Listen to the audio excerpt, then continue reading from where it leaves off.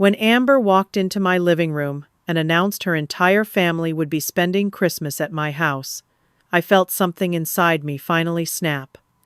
30 people. She said it like she was doing me a favor, bringing all that joy and chaos into my life. I smiled at her pale, expectant face and said the words I had been holding back for 5 years. Perfect. I am going on vacation. You can cook and clean. I am not a servant. She turned white. But the real surprise was still to come. The silence that followed my words felt thick enough to touch. Amber stood frozen in the doorway between my kitchen and living room, her mouth hanging open like she was trying to catch flies. Her perfectly manicured hand gripped the doorframe, knuckles going white.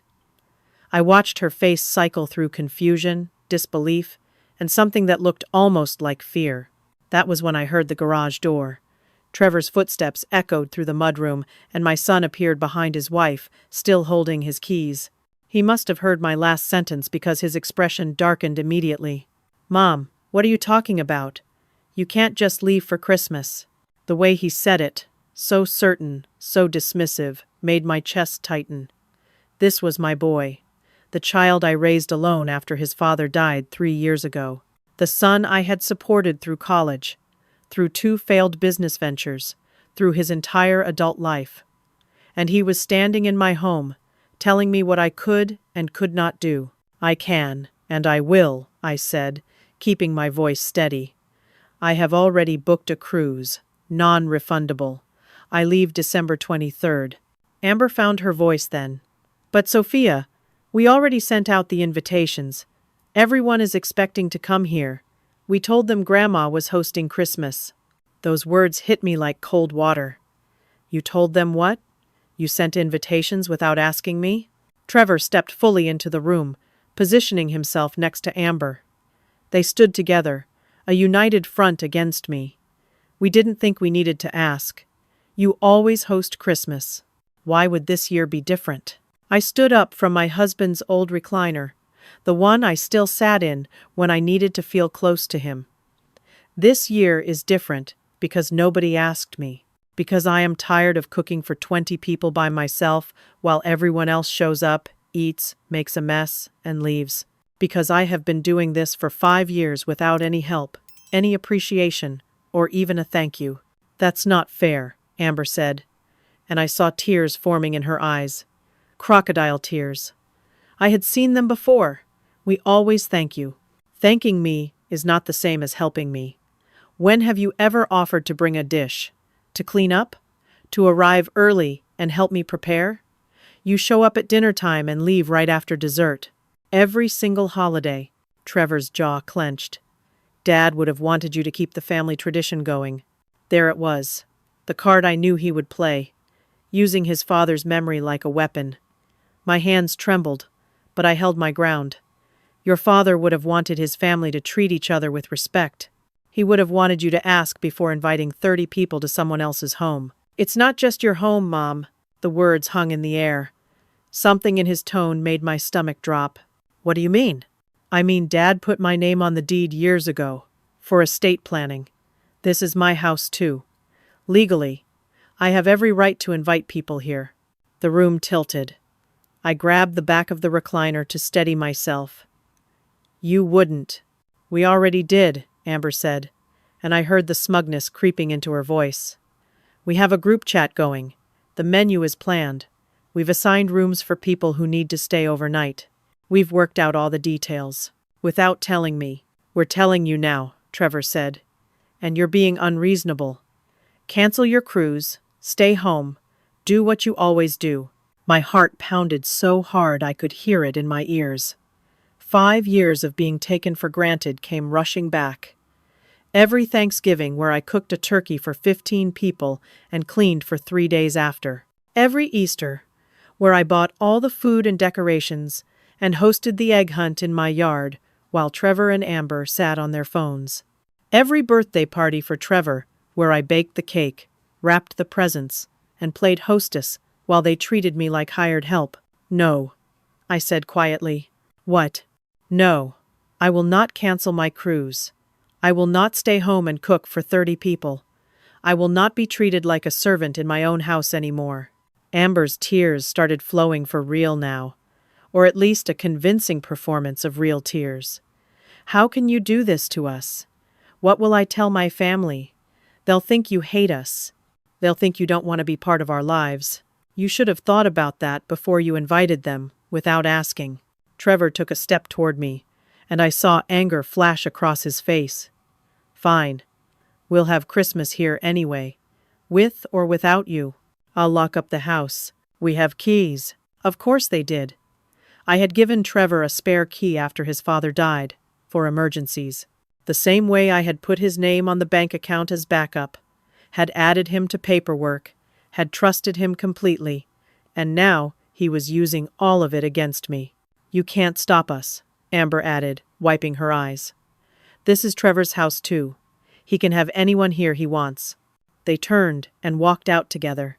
I heard Amber crying loudly as they crossed the driveway to their car, the sound theatrical and perfectly timed for maximum effect. The engine started.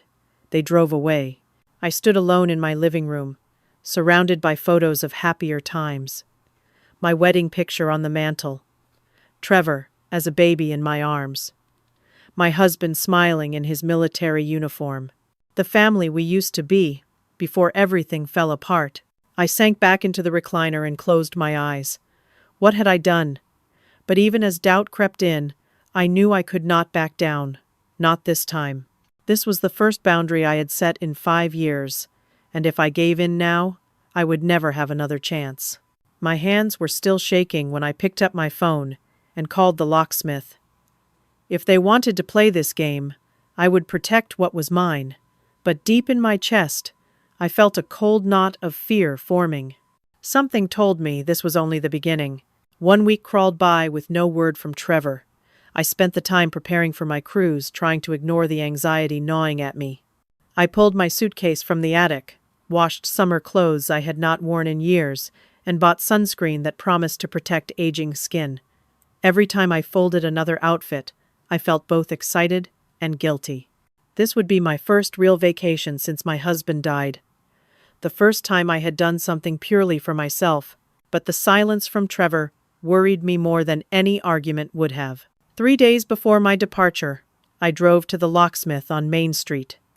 The shop smelled like metal and machine oil. An older man with gray hair and kind eyes greeted me from behind the counter. "What can I do for you today?" "I need to change the locks on my house," I said, sliding my address across the counter. He pulled up the information on his computer, nodding. Then his eyebrows rose slightly.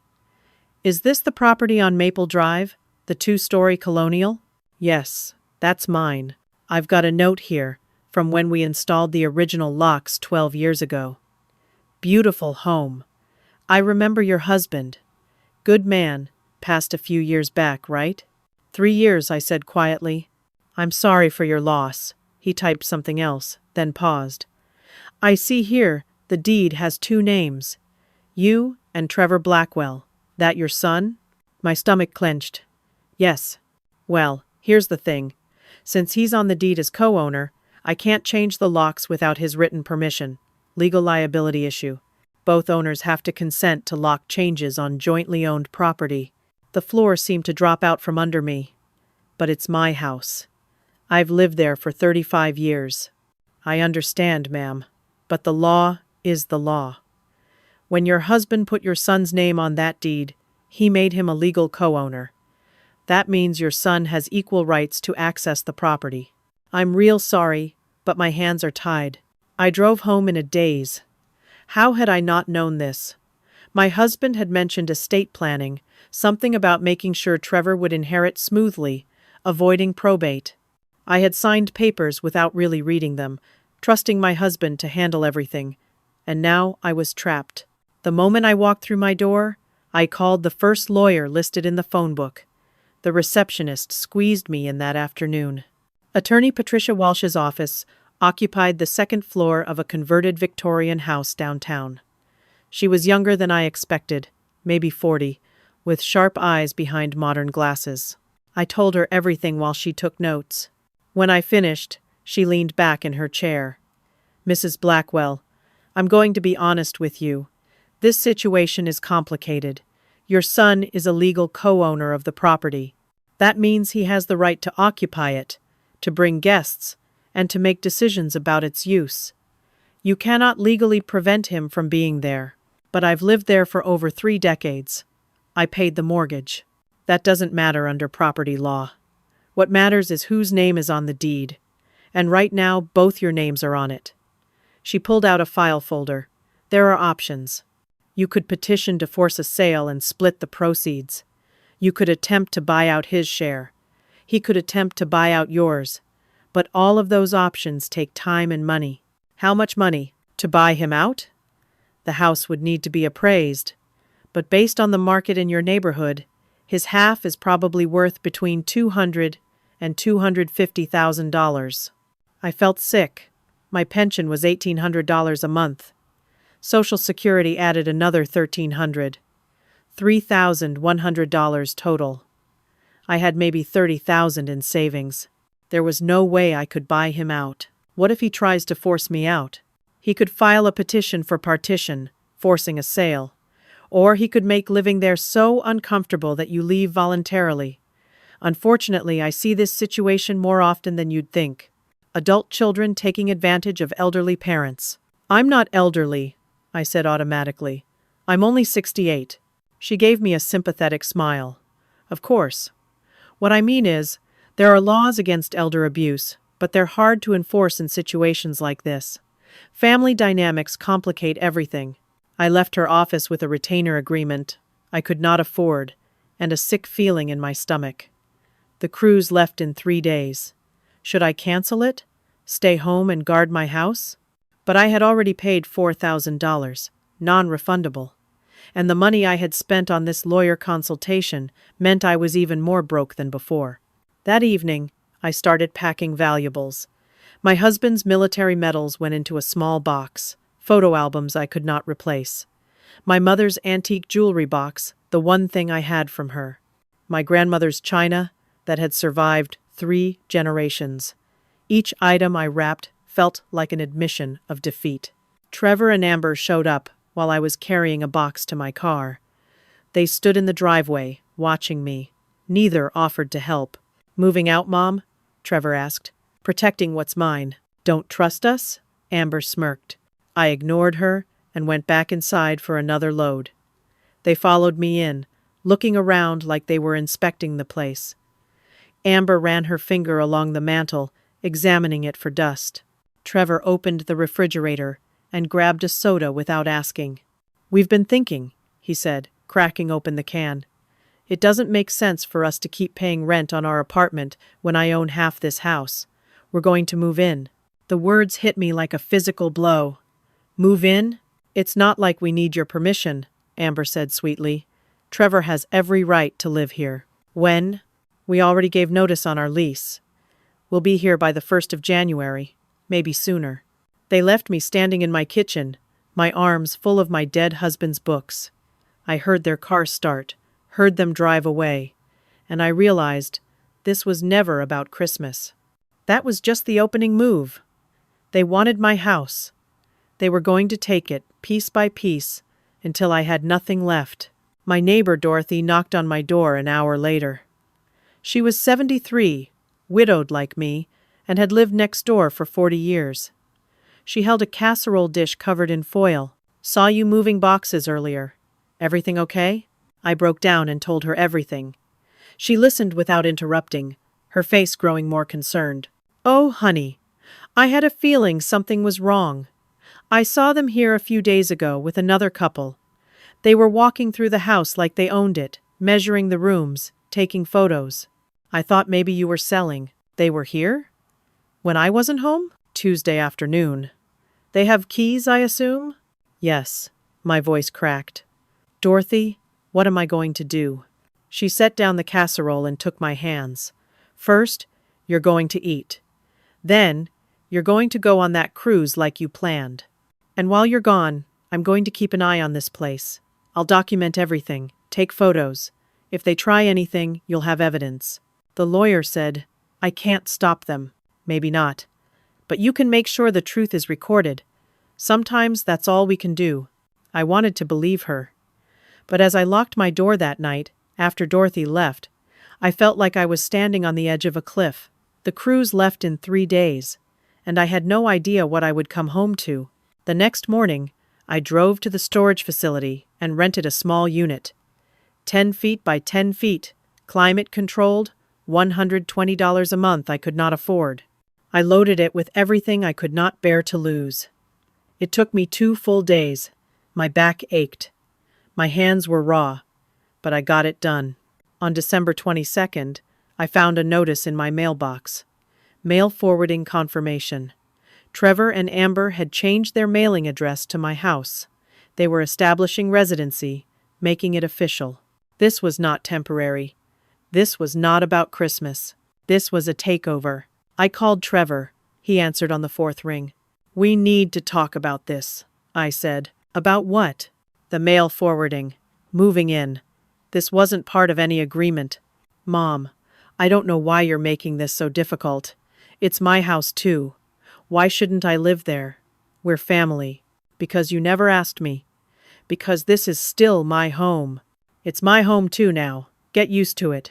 His voice was cold, unfamiliar. "Besides, rent in this town is ridiculous. Our apartment was costing us $1,900 a month. Why should we pay that when I own half a house? So this is about money. Everything is about money, Mom. Welcome to the real world." He hung up. I stood in my kitchen, holding my phone, and felt something break inside me. Not my resolve, something deeper. The illusion that my son still existed somewhere underneath this stranger. The morning of December 23rd arrived. My suitcase sat by the door. The taxi was scheduled for 10. My cruise ship left Miami at 4 in the afternoon. I had 6 days at sea ahead of me. 6 days in paradise while my life fell apart at home. Dorothy hugged me on her porch before I left. "You go and try to enjoy yourself. I'll watch everything here. I promise." I nodded, not trusting myself to speak. The taxi arrived. I loaded my bag and climbed in. As we pulled away from my house, I looked back and saw Dorothy standing guard on her lawn. She raised her hand in a wave. I waved back, wondering if I would ever really come home again. The cruise ship was massive, a floating city of white and glass. My cabin was small but comfortable, with a porthole that looked out over endless blue water. Other passengers filled the decks, laughing, taking selfies, celebrating the holidays away from home. I tried to feel their joy, tried to let the warm Caribbean air wash away my anxiety. It did not work. I checked my phone obsessively. No messages from Trevor, no calls, just silence. Maybe Dorothy was right. Maybe they would just have their party and leave. Maybe I was worrying over nothing. The first day at sea, I attended a yoga class on the upper deck. The instructor, a young woman with a voice like honey, told us to breathe and release our stress. I closed my eyes and tried. The sun warmed my face. The ocean breeze touched my skin. For 5 whole minutes, I almost forgot. Then my phone buzzed. A text from Dorothy, photo attached. I opened it with shaking hands. My street filled with cars. Both sides lined with vehicles I did not recognize. At least 20 cars visible in the frame. My house in the background, every light blazing, even though it was only 7 in the evening. Another text. Started around 5. Music very loud. Looks like more than 30 people. My heart sank. I texted back. "Can you see inside?" "No, but I can hear them. This is bigger than a family gathering, Sophia. This is a party." Christmas Eve brought more photos. Young people on my front lawn. Red plastic cups everywhere. Someone had put a keg on my porch. My carefully arranged Christmas decorations, the ones I had spent 3 days putting up, were torn down. My wreaths lay in the bushes. I called Trevor. Straight to voicemail. I called Amber. The number was disconnected. Panic rose in my throat. I was stuck on this ship, floating somewhere between Grand Cayman and Cozumel, while strangers destroyed my home. Dorothy's texts kept coming. Police came once around midnight. Neighbors complained about noise. They're still going. Christmas morning. I sat on my cabin bed and cried while other passengers headed to the holiday brunch. My phone showed photo after photo of devastation. Beer cans covering my lawn like snow. Someone had climbed onto my roof. My gutters hung loose, damaged. The window in my upstairs bathroom was broken. I called police again, Dorothy wrote. They said it's a civil matter since Trevor is on the deed. They can't force them out. I'm so sorry, Sophia. The worst came that afternoon. Dorothy sent a video. Shaky footage of my front yard, zoomed in on two young men fighting, fists flying, someone screaming. Then an ambulance, lights flashing. A stretcher, carrying someone out. My deck railing, where I had sat with my husband on summer evenings, broken and hanging loose. The phone rang. Local area code. I answered immediately. Mrs. Blackwell? This is Officer Martinez with the police department. I'm calling about the incident at your property on Maple Drive. What happened? Is my house okay? There was an altercation at a party being held at your residence. One individual fell through your deck railing and sustained injuries. An ambulance transported him to County General. He's claiming he was injured due to unsafe property conditions. I didn't know there was a party. I'm out of town. My son is there, but he didn't ask permission. Ma'am, according to property records, your son Trevor Blackwell is listed as co-owner. That gives him the legal right to occupy the premises and have guests. However, you should know that the injured party is talking about filing a lawsuit. If the deck was in disrepair, you could be held liable. The deck was fine when I left. It was perfect. They must have damaged it. That'll be for the courts to sort out. I'm just calling to inform you of the situation. Have a good evening. He hung up. I sat frozen, phone in my hand. Someone was going to sue me for injuries sustained at a party I did not authorize in my own home. The absurdity of it would have been funny if it was not destroying my life. I opened social media, something I rarely did. Searched for Amber's profile. Found it immediately. She had made everything public. The photos hit me like punches. Amber posing in front of my house with a champagne glass. Caption reading, "Finally got my dream home." Comments from friends congratulating her. "Beautiful place. So happy for you. Congrats on the new house." More photos. The party inside my home. My living room packed with strangers. My furniture pushed against walls. People dancing where I used to sit with my husband. Amber in my kitchen, arms spread wide. Caption, "Housewarming party at our place." Our place. Not my place. Not Sophia's place. Our place. She was telling the entire world this was her house now. I scrolled deeper. Found posts from 2 weeks ago. Amber and Trevor looking at paint samples. Finally getting to redecorate. Photos of furniture catalogs. New couch for the new living room. A post about hiring movers. Big changes coming. They had been planning this for weeks. Maybe months.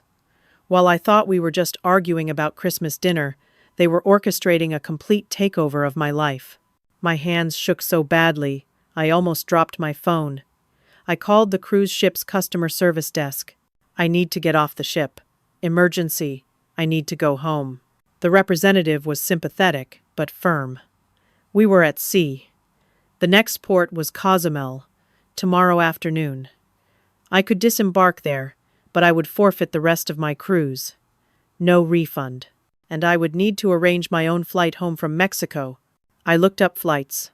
Cozumel to Miami, then Miami to home. Last-minute tickets during the holidays. $1,800, more than half my monthly income. But what choice did I have? I booked the flights with a credit card that was nearly maxed out. Packed my suitcase that night. Stood on my cabin's tiny balcony and watched the dark ocean roll past. Somewhere back there, hundreds of miles away, strangers were destroying everything I had worked for. Everything my husband and I had built together, and I was powerless to stop it. When the ship docked in Cozumel the next afternoon, I was the first person off. I took a taxi straight to the airport, Sat in the terminal for 4 hours, surrounded by vacationing families with sunburns and shopping bags. I had my suitcase and my phone full of photos documenting my destruction. That was all. The flight home felt endless. I could not eat, could not sleep, just stared out the window at clouds and imagined what I would find when I got there. It was worse than I imagined. The taxi dropped me off at dusk on December 28th. The driver looked at my house and whistled low. "You sure this is the right address, lady?" "I'm sure." I paid him with the last cash in my wallet and stood on the sidewalk, staring. My front yard looked like a war zone, trash everywhere. Plastic cups, paper plates, food wrappers, things I did not want to identify. My mailbox, the vintage one my husband had restored, lay in the street, bent and broken. The Christmas lights I had strung so carefully hung in tangles, half of them torn down. I walked up the path. Each step felt heavier than the last. The front door hung crooked on its hinges. Someone had forced it open. I pushed it, and it swung inward with a groan. The smell hit me first. Alcohol, old food, something worse underneath. Vomit, maybe. Urine. My stomach turned. I covered my nose and stepped inside. My living room. My beautiful living room where I had raised my son, where I had celebrated anniversaries with my husband, where we had opened Christmas presents and watched movies and lived our lives. It was destroyed. The couch had a long slash across the cushions, stuffing spilling out. The coffee table was broken, one leg snapped off. My television screen was cracked, a spiderweb pattern across the glass. Picture frames lay shattered on the floor. I bent down and picked up my wedding photo. The glass was broken, the frame bent. But our faces still smiled up at me, young and hopeful, and completely unaware of what was coming. I moved to the kitchen on autopilot. Worse. So much worse. The sink overflowed with rotting food and dishes. The smell was overwhelming. Cabinets hung open, some doors ripped completely off. My grandmother's dishes, the ones I had not moved to storage, lay smashed across the floor. Someone had written on my walls in permanent marker. Words I will not repeat. The refrigerator door stood open. Everything inside had spoiled. Flies buzzed around moldy food. I slammed it shut and backed away, hand over my mouth. Upstairs. I had to check upstairs. Each step creaked under my feet. The banister was sticky with something I did not want to identify. I reached the landing and turned toward my bedroom. They had been through everything. My drawers pulled out, contents dumped on the floor, my closet emptied, clothes thrown everywhere, trampled, stained. My jewelry box lay open on the dresser. Empty. The costume jewelry my mother had left me, pieces I had worn on special occasions, all gone. Not valuable in money, but priceless to me. My bed. Someone had vomited on my bed. The mattress was ruined, stained beyond salvaging. I backed out of the room and went to my husband's study. This broke me. His desk, the antique oak desk where he had worked for 20 years, was destroyed. Someone had taken an axe or a crowbar to it. The wood was splintered, drawers smashed. His books, his collection of military history that he had spent decades building, lay scattered across the floor. Pages torn, spines broken, water damage on many of them from spilled drinks. The walls where his awards had hung were empty. His Bronze Star, his commendations, his honorable discharge certificate, all gone. Stolen or destroyed. I did not know which. The leather chair where I used to sit and read his letters, where I felt closest to him, had been slashed. The stuffing pulled out, cushions ruined. I sank to the floor among the wreckage of his life and sobbed. Great heaving sobs that came from somewhere deep inside, from a place of grief I thought I had already emptied. He was gone, and now even his memory was destroyed. A knock on the door downstairs. I wiped my face and went down. Dorothy stood on my porch, her face pale with shock. "Oh, Sophia, oh, honey, I'm so sorry. I tried to stop them. I called the police 5 times, but they said there was nothing they could do." She helped me to her house. made me tea I did not drink, showed me everything she had documented. Photos and videos, spanning 4 days. The party starting small and growing.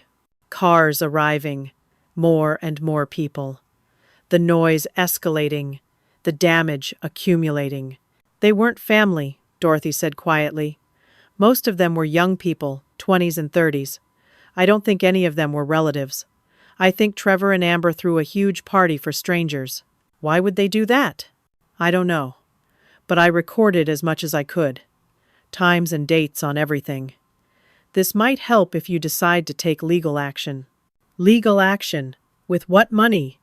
I had maybe $12,000 left in my savings after the cruise and the emergency flight. My credit cards were nearly maxed. I had no resources to fight. I need to find them, I said. Trevor and Amber. Where are they? They left on the 27th. I saw them loading up a moving truck. Took a bunch of stuff from your house. Furniture, boxes, electronics. They drove away, and I haven't seen them since. They moved? Looks like it. I wrote down the license plate of the truck, if that helps. I went home, as darkness fell. Stood in my destroyed living room and tried to process what to do next. The house was unlivable like this. I could not stay here, but I had nowhere else to go. No money for a hotel, no family who would take me in. My phone rang. Trevor. Finally. Hello, Mom. Heard you cut your cruise short. His voice was casual, almost amused. Like this was all a joke. What did you do to my house? My house too. Remember? We had a little party. Things got out of hand. Not my fault people don't respect property. Where are you? That's none of your business. Trevor, please. We need to talk about this. We need to fix this. Nothing to fix on my end. You made your choice. You picked a vacation over family. Actions have consequences, Mom. I'm your mother. This is my home. You can't just destroy it and walk away. Watch me. He hung up. I tried calling back. The number was disconnected. Just like Amber's. They had cut me off completely. I spent that night in my destroyed house. Could not sleep in my bedroom, so I cleared a space in the guest room. Found sheets that were not too badly damaged. Lay awake until dawn, listening to the house creak and settle around me. Every sound made me jump. Every shadow looked like a threat. The next morning I went to my bank, checked my accounts. Found withdrawals I did not make, large ones. Trevor had taken money. He was on the account as backup after my husband died. I never thought he would use that access to steal from me. $5,000. Gone. Then another $3,000. Then 2 more. $10,000 total, taken while I was at sea, unable to stop him. I talked to the bank manager. She was sympathetic but firm. Since he was an authorized user on the account, these withdrawals are technically legal. It's a civil matter. You'd have to prove theft or fraud, and that's very difficult in family situations, but he stole from me. I understand. But legally, he had permission to access the account. I'm sorry, Mrs. Blackwell. The best I can do is remove his access going forward. I did that. Closed the old account. Opened a new one with just my name. But it did not matter. The money was already gone. I went to the police station. Filed a report about the party, the damage, the theft. The officer who took my statement looked tired and skeptical. Ma'am, your son is on the deed to the property.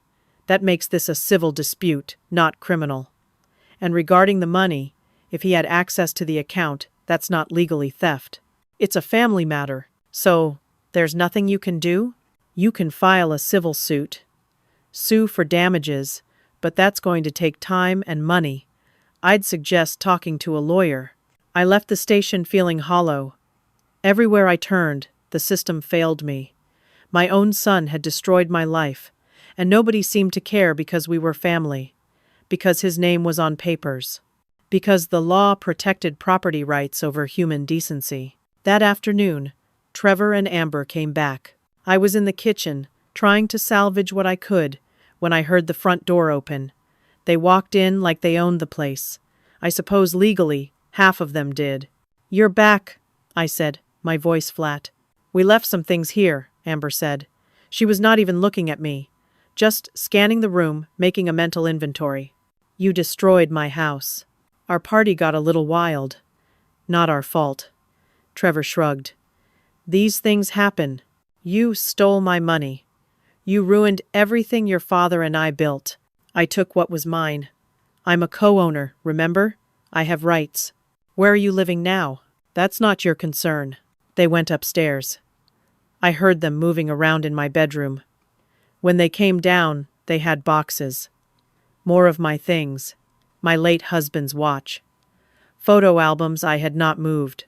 Small valuables. You can't take those. Watch us, Amber said sweetly. They loaded their car and drove away. I stood at the window and watched them go. My son, the baby I had raised, the child I had loved unconditionally. And he looked at me like I was nothing. Less than nothing. That night, the police came to my door. Mrs. Blackwell? We received a call from your neighbor about an incident. What incident? Are you aware of the property damage reported at this address? We also have a complaint from a young man who claims he was injured here.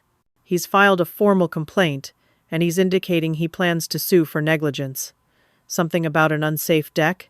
I didn't know about any of this until I got home. I was on vacation. My son threw the party without my permission. But you're listed as the primary owner of record, which means you could be held liable. After they left, I sat in my ruined living room and faced the truth. I was trapped. Trapped in a destroyed house I could not afford to repair. Trapped with a son who hated me. Trapped by laws that protected his rights to hurt me. Trapped by poverty and age, and the cruel reality that sometimes family could be your worst enemy. The cruise was supposed to have been my escape. Instead, it had been the catalyst for losing everything. 2 weeks crept by. January settled over the town like a gray blanket, cold and unforgiving. I lived in my destroyed house because I had nowhere else to go. Each morning I woke in the guest room, surrounded by boxes of salvaged belongings. Each evening I ate canned soup because my kitchen was barely functional. The smell of decay had seeped into the walls, no matter how much I scrubbed. I tried to clean. Spent hours every day, trying to restore some semblance of order. But the damage was too extensive. The couch beyond repair. The carpet ruined. The kitchen cabinets hanging loose. Every room held new discoveries of destruction. It felt like living in a crime scene, which I suppose it was. Trevor and Amber had not come back since that day. They took more of my things. No calls, no texts. I had no idea where they were living. Every attempt to reach them failed. They had vanished into thin air, leaving me alone with the wreckage. Dorothy brought me casseroles and kind words. She was the only bright spot in the darkness. But even her friendship could not fix what was broken. My pension and Social Security covered basic bills. Barely. The house was cold because I kept the heat low to save money. I wore sweaters indoors and went to bed early to conserve energy. Every penny counted now. I had maybe $11,000 left after everything. The cruise, the emergency flight, the storage unit, the new bank account. My nest egg was evaporating. On January 14th, I tried again to reach my son. Took a deep breath and called the disconnected number, hoping somehow it had reconnected. It had not. So I did something I swore I would not do. I called his former coworker, Brian, someone Trevor used to mention. Hello? Hi. This is Sophia Blackwell, Trevor's mother. I'm trying to reach him. Do you know how I can get in touch with him? Oh, Mrs. Blackwell. Trevor doesn't work here anymore. He quit back in November. He quit? He told me he was still working there. No, ma'am. He left pretty suddenly. Didn't give notice or anything, just stopped showing up. November. Before the Christmas announcement. Before any of this started. So he had been unemployed for 2 months and never mentioned it, which meant he had no income. Which explained why he wanted to move into my house. Not just convenience. Necessity. Do you know where he is now? Sorry, no idea. He deleted all his social media, and nobody's heard from him. I thanked him and hung up. So Trevor had no job, which meant he and Amber were living somewhere on no income, unless they had money saved, or unless they had gotten money from somewhere else, like my bank account. The $10,000 he stole would last them a few months, especially if they found cheap housing, but eventually it would run out. And then what? Would they come back? Demand to live in my house permanently? I could not stop them. The thought made my chest tighten with anxiety. I tried to push it from my mind, focused on getting through each day. But loneliness gnawed at me. My extended family, Trevor's cousins and aunts and uncles, had taken his side. I received exactly one call from my sister-in-law, asking why I had been so cruel to Trevor at Christmas. When I tried to explain what really happened, she cut me off. "He's your son, Sophia. You should have been there for him. Family comes first." Nobody wanted to hear my side. Nobody cared about the destruction or the theft or the betrayal. I was the mother. I was supposed to sacrifice. That was my role. And by refusing to play it, I had become the villain in everyone's story. On January 20th, something shifted. I answered a knock on my door to find a man in a suit holding a clipboard. "Sophia Blackwell?" "Yes." "You've been served." He handed me a thick envelope and walked away before I could respond. My hands trembled as I opened it. Legal documents. A petition. Trevor was suing me for full ownership of the house, claiming I was incompetent to manage the property, that I had allowed it to fall into disrepair, that I was unable to maintain it properly, that my age and mental state made me unfit to hold property rights. I read the words 3 times before they sank in. My son was trying to have me declared incompetent, to take away my rights, to take everything. The evidence attached to the petition was devastating, photos of the destroyed house. But the way they were presented, it looked like long-term neglect, not party damage. Statements from Amber claiming I forgot things, got confused easily, left the stove on, could not keep track of bills. All lies, but written in formal legal language, they looked credible. "We moved in to help her," Amber's statement read. But she became hostile and paranoid. She refused our assistance. We're concerned for her safety and well-being. We believe she needs a guardian, and as her son, Trevor is the appropriate person to make decisions on her behalf. My vision blurred. They were trying to make me seem senile, dangerous to myself. They wanted legal control of my life, and they were using the destruction they caused as evidence against me. The lawyer who filed this was expensive. I recognized the firm name, one of the biggest in town. How was Trevor paying for this? Then I remembered. My $10,000. He had used my money to hire a lawyer to take everything else from me. I could not breathe. Sat on my front steps in the cold January air and tried to pull oxygen into my lungs. This could not be happening. But it was. The court date was in 3 weeks.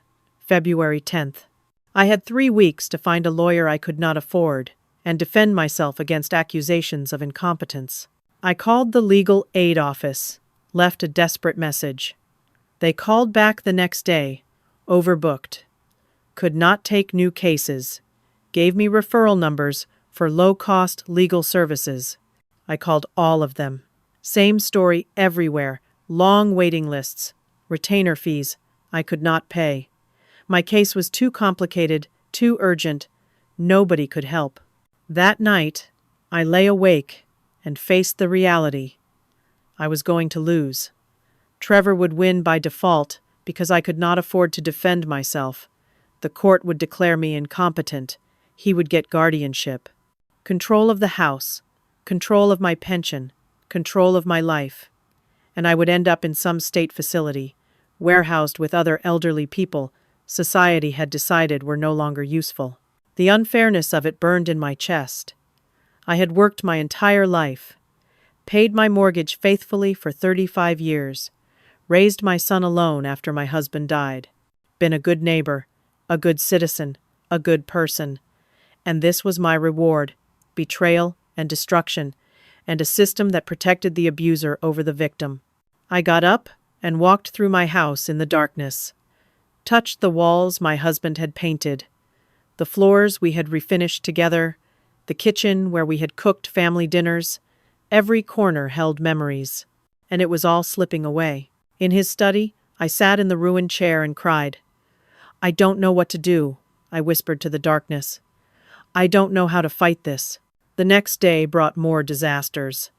My credit card bill arrived. $23,000. Charges I did not make. Trevor had my information, had opened cards in my name, maxed them out. Another crime that was not legally a crime, because we were family. Another theft I could not prove. Another way he had bled me dry. I called the credit card companies, explained identity theft. They asked if I wanted to file a police report against the person who did it. I said yes. They asked for details. I gave them Trevor's name. Suddenly the tone changed. It's your son? Well, that's different. That's a family matter. You'll need to work that out between yourselves. We can't get involved in family disputes. Every door slammed in my face. Every avenue of help closed. The system was not designed to protect people like me. It was designed to protect property and profits and the status quo. And the status quo said that parents existed to be used by their children, that elderly people had no rights worth defending, that family could do whatever they wanted to each other as long as they kept it private. I had never felt so alone. Dorothy brought me dinner that evening, pot roast and potatoes. She sat with me while I picked at it. There has to be something we can do, she said.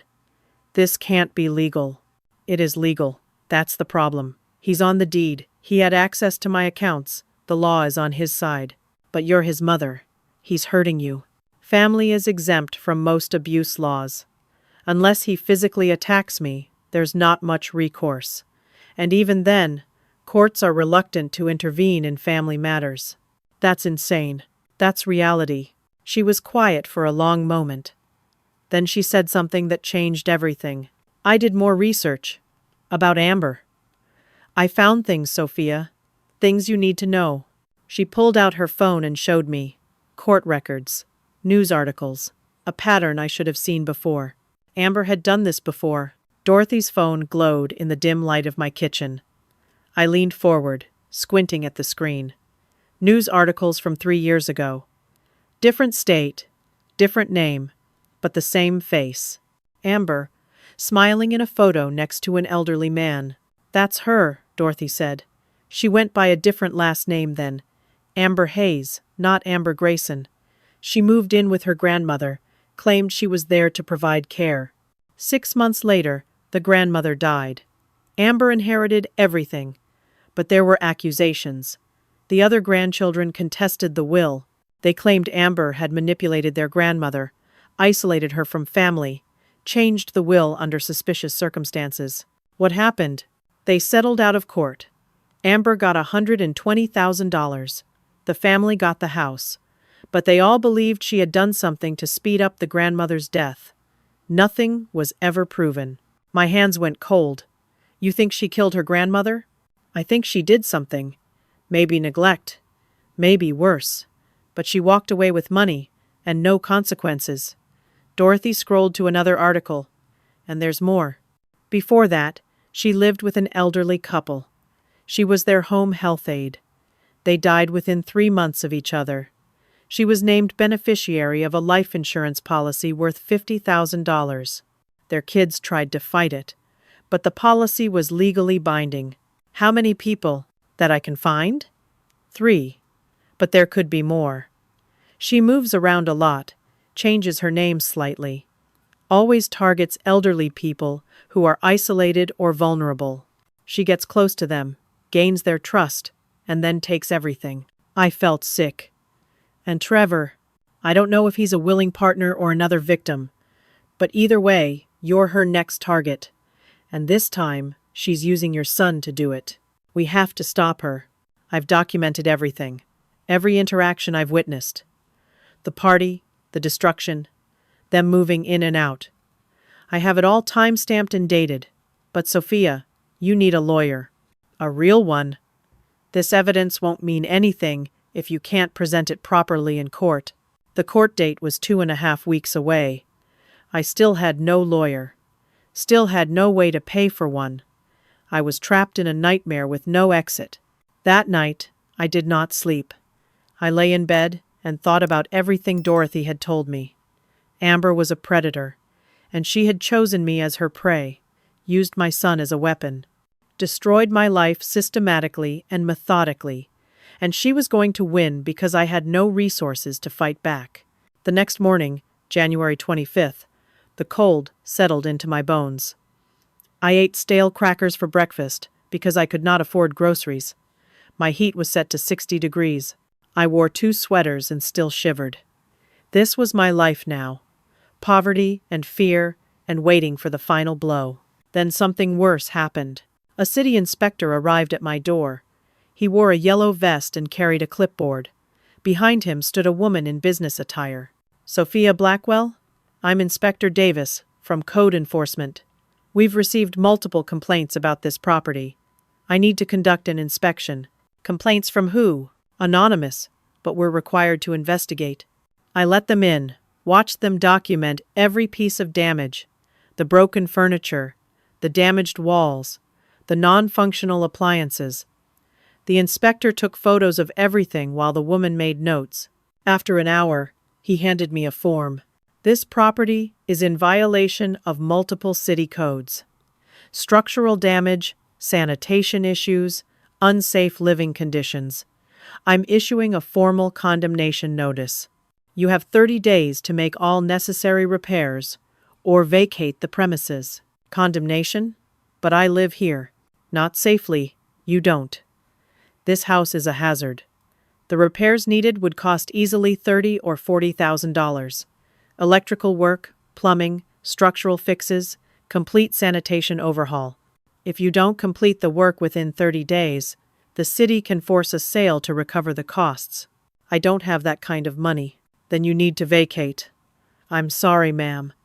This is for your safety." They left. I stood in my living room, holding the condemnation notice. 30 days to fix a house I could not afford to repair, or lose it entirely. Trevor and Amber had won. I called Dorothy. She came over immediately. "They did this," I said, showing her the notice. "They destroyed my house and then reported it to Code Enforcement. They're forcing me out. Can you fight it?" "With what?" "I don't have $30,000. I don't have $30. Maybe there are programs. Disaster relief. Something." We spent the afternoon calling every agency we could find.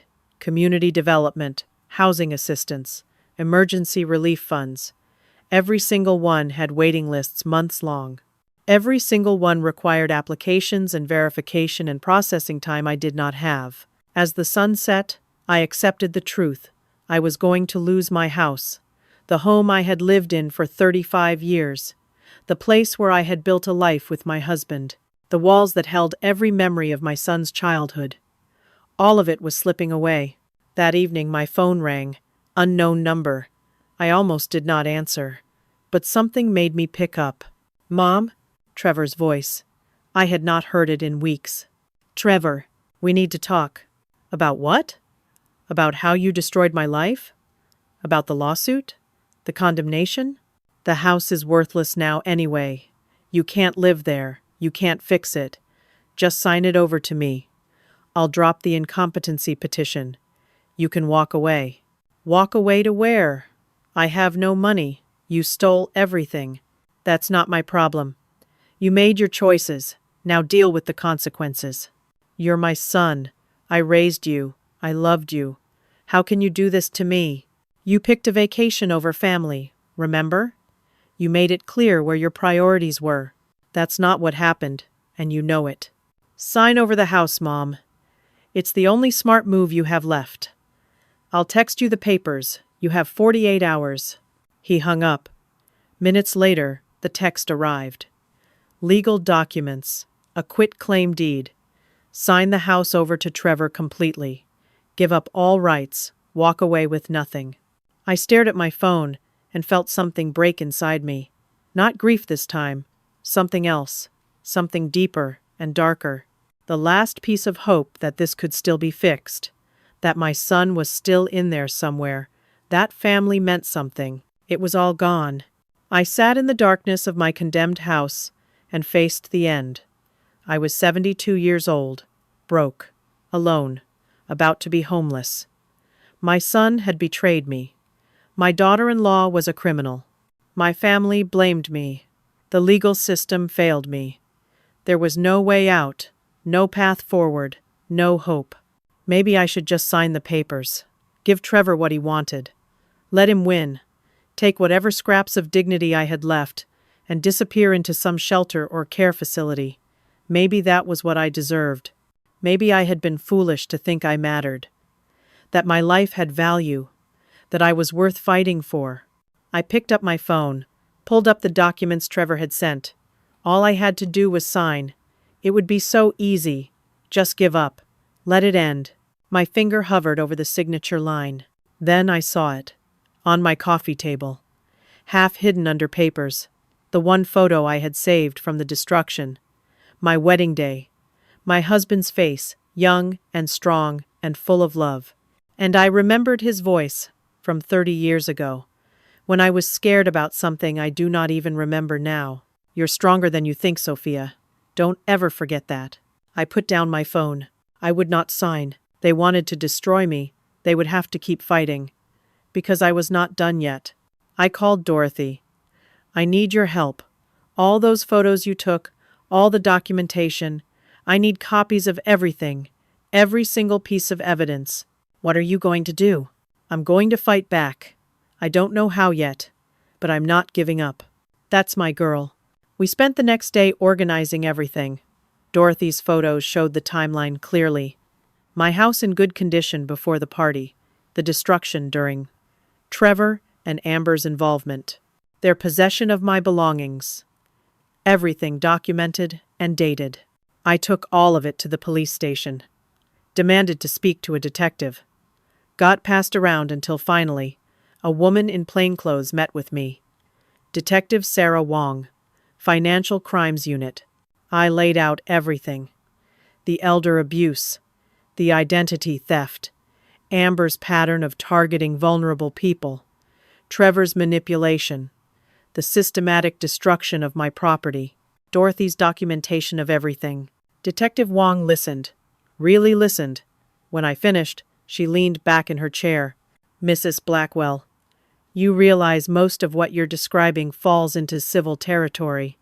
Family disputes are almost impossible to prosecute. But Amber has done this before, multiple times. She's a predator. If we can establish a pattern of criminal behavior across state lines, that changes things. Financial fraud, identity theft, elder abuse. Those are federal crimes. She tapped her pen against the desk. Let me make some calls. I left the station with the first tiny spark of hope I had felt in weeks. Maybe someone would finally listen. Maybe someone would finally help. That night, I looked at the legal papers Trevor had sent again. The 48-hour deadline had passed. I had not signed. I wondered what he would do next. I did not have to wait long to find out. The call came 3 days later. Detective Wong's voice was calm, but held an edge of satisfaction. Mrs. Blackwell, we need you to come down to the station. I have some updates for you. I arrived within the hour, Dorothy driving me because my hands shook too badly to grip the wheel. Detective Wong met us in the lobby and led us to a conference room. Folders and papers covered the table. Another detective sat in the corner, a man who introduced himself as Detective Marcus Chen from the FBI. FBI? I whispered. Mrs. Blackwell, the information you provided led us down an interesting path, Detective Wong said. We started looking into Amber Grayson, cross-referencing with other states. What we found was extensive. She's been running this scheme for at least 7 years. Multiple states, multiple victims, all elderly. All ended up losing significant assets. Detective Chen opened a folder. 3 confirmed cases in Wisconsin, 2 in Ohio, 1 in Pennsylvania. Same pattern every time. She befriends vulnerable elderly individuals, moves in under the guise of providing care or companionship, isolates them from family, and systematically drains their resources. Then, she disappears before consequences catch up. But how is that federal? Wire fraud, mail fraud, identity theft across state lines. When the crimes cross state borders, it becomes our jurisdiction. And once we started digging, we found a lot more than just financial crimes. He paused. 2 of her previous victims died under suspicious circumstances. Their deaths were ruled natural at the time, but new evidence suggests otherwise. My blood ran cold. She killed them? We're investigating. But yes, we believe there's a possibility of foul play. At minimum, we're looking at criminal neglect. At worst, murder. What about my son? What about Trevor? That's where things get complicated, Detective Wong said. We've been watching your house. Trevor and Amber came back yesterday. We intercepted them and brought them in for questioning. Where are they now? Amber is in custody, multiple warrants from other states. She's facing serious federal charges. Trevor is a different story. She slid a photo across the table. Trevor, in an interview room, looking hollow and broken. Nothing like the cold, angry man who had been destroying my life. We believe your son is also a victim. Amber targeted him about a year ago, found out about his gambling problem and exploited it. She got him deep in debt, then offered to help him get out. All he had to do was give her access to his mother's assets. He's a victim? I could not keep the bitterness from my voice. He destroyed my house, stole my money, tried to have me declared incompetent. He did all of that, yes, and he'll face consequences. But Mrs. Blackwell, gambling addiction is a disease, and Amber is very good at exploiting weaknesses. She played on his desperation, his shame, his fear. She manipulated him into believing this was the only way out. That doesn't excuse what he did to me. No, it doesn't, but it provides context. Trevor is cooperating fully. He's testifying against Amber. He's admitted to everything, and he's asked to speak with you. I sat back, overwhelmed. I don't know if I can face him. You don't have to, not now. But there's more you need to know. The pregnancy was fake. Amber used it as another manipulation tactic. She's never been pregnant. I closed my eyes. All those family members calling me heartless for not supporting my pregnant daughter-in-law. All lies. Every bit of it. What happens now? Dorothy asked from beside me. Amber will face federal charges. With her pattern of behavior and the multiple jurisdictions involved, she's looking at substantial prison time, 8 to 12 years minimum. As for the damages to your property, Mrs. Blackwell, Trevor is willing to sign over his portion of the deed, give you full ownership again. He's also agreed to a repayment plan for the money he took. How much can he repay? He has no job. He'll get a job as part of his plea deal, mandatory employment, garnished wages. It'll take years, but you'll get your money back. Additionally, we've seized some of Amber's assets from previous schemes. You may be entitled to restitution from those funds. What about the house? It's condemned. I can't afford to fix it. Detective Chen spoke up. This is being treated as a crime scene. The destruction was part of a criminal enterprise. Your insurance company will be notified. They'll likely cover the repairs under the Criminal Act clause. Plus, there are victim assistance programs. We'll help you access those resources. I could not process it all.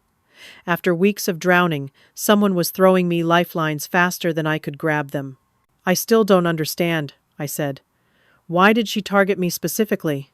Your husband's life insurance, Detective Wong said gently. She researched you.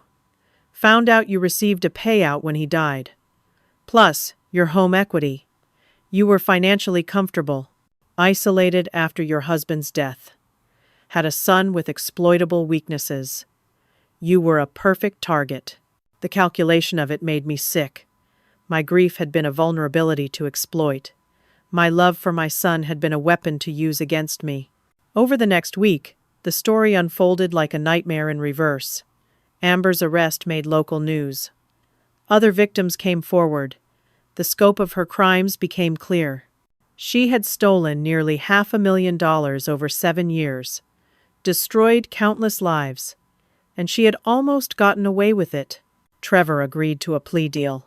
Probation, mandatory addiction treatment, restitution payments.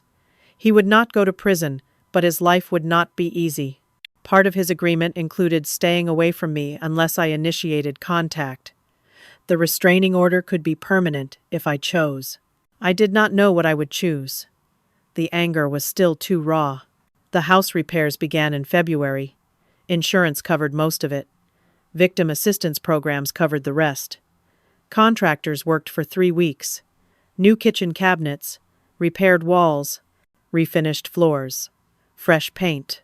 They replaced the deck entirely, fixed the roof, installed new windows. Dorothy organized a community effort. Church groups donated furniture to replace what was destroyed. Neighbors pitched in with labor. Someone found military memorabilia similar to my husband's stolen awards and gave them to me. They were not the originals, but they honored his memory. The woman from the legal aid clinic called. She had found time to take my case after all. But by then, I did not need her. The incompetency petition was withdrawn. The lawsuit dropped. Trevor signed the quitclaim deed, making me sole owner again. By March, my house was better than before. Updated and modernized, safe and clean, mine again. The money started coming back. Garnished from Trevor's new job at a warehouse, $50 a week. At that rate, it would take years to repay everything. But it was something.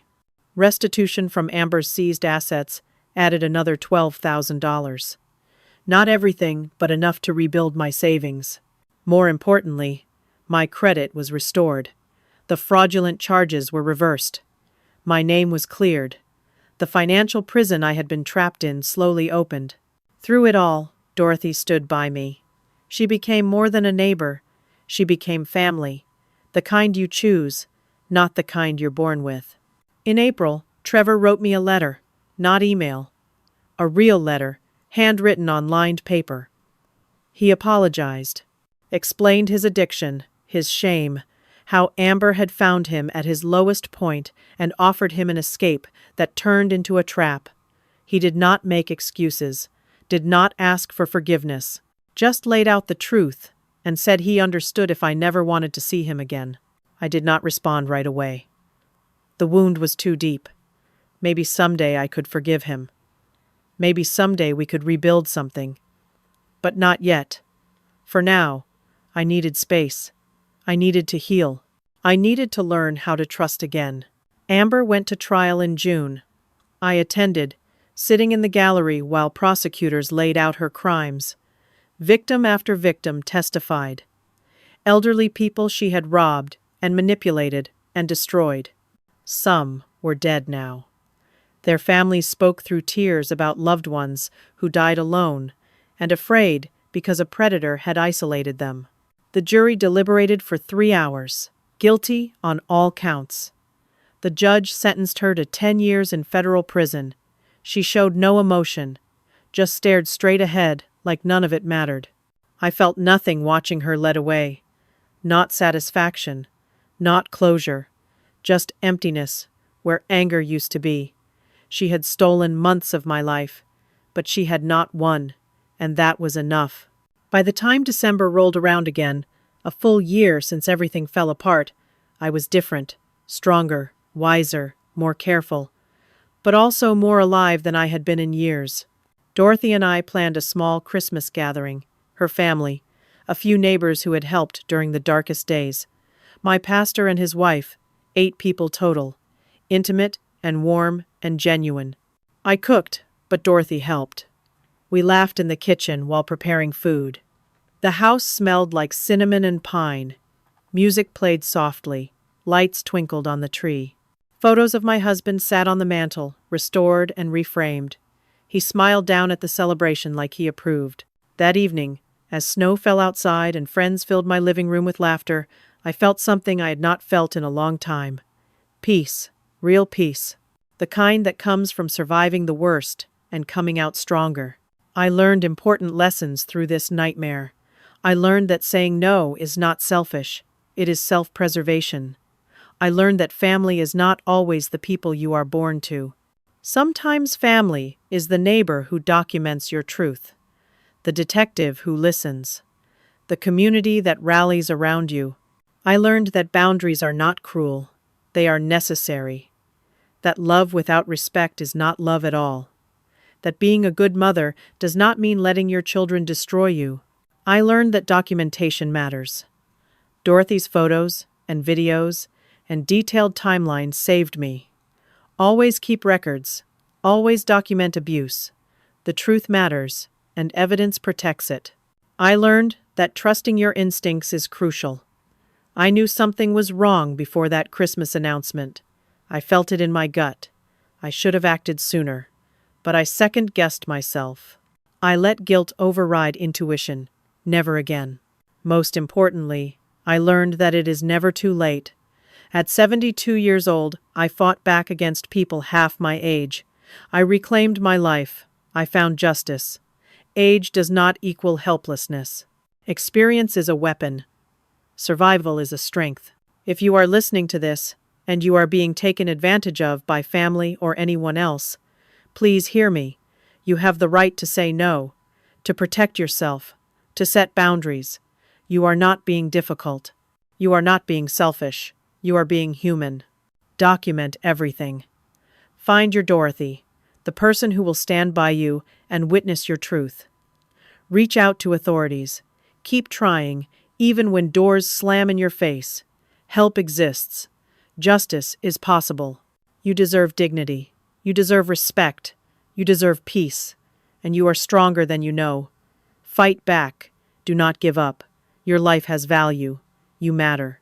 It has been a year since the worst Christmas of my life. But I am still here, still standing, still fighting. And I am finally, truly home. I look at my husband's photo every night before bed. We did it, I tell him. We won. And I swear, I can feel him smiling. So what about you? Have you ever had to set boundaries with family members who took you for granted? Have you ever felt torn between keeping the peace and standing up for yourself? I would love to hear your thoughts in the comments below. Your story might help someone else who is struggling right now. If this story resonated with you, please consider hitting the like button and subscribing to this channel. Sharing these stories helps spread awareness about elder abuse and family manipulation. The more people understand these dynamics, the more we can protect vulnerable individuals. And please share this story with anyone you think might need to hear it. Whether they are going through something similar, or they are someone who needs to understand why boundaries matter, your share could make a real difference in someone's life. Thank you for listening to my story. Thank you for caring. And thank you for being part of a community that believes survivors and supports those who find the courage to fight back. I wish you all strong boundaries, genuine family, and the kind of peace that comes from knowing your worth. May your holidays be filled with people who truly love you, not people who want to use you. And may you always have the strength to choose yourself when necessary. Take care of yourselves. You are worth fighting for.